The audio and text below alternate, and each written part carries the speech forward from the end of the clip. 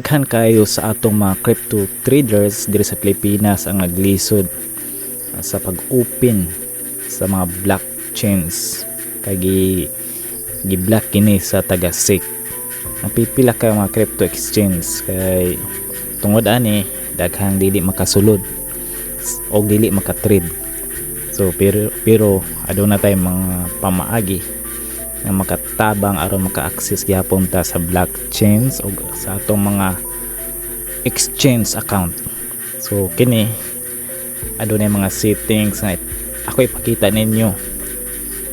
So karon mao ni ang mga IP o sa properties. So kung pakita dire sa screen para masundan ninyo ang mga settings. So imbis nga atong gamiton ang automatic DNS, ato siyang i-set up sa Google DNS.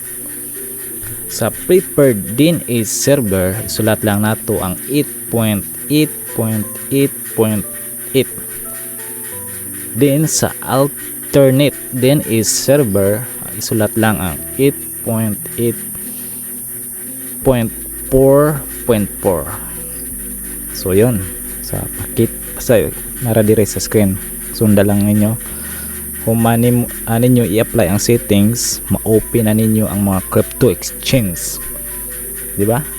Dali ra kayo. So kanang ipang block dire sa Philippines pwede ninyong ma-open tungod anang settings. Kini usa ka simple nga epektibo nga pamaagi aron makapadayon sa gihapon sa pag-trade o makagamit sa blockchains technology. Okay, so ang importante kita mismo makabalo sa hustong pamaagi aron dili ta mapugngan sa kalihukan sa digital world.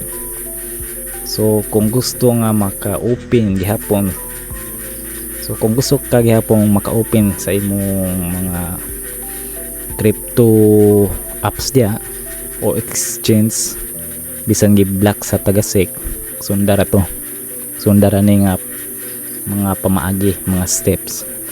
So yun,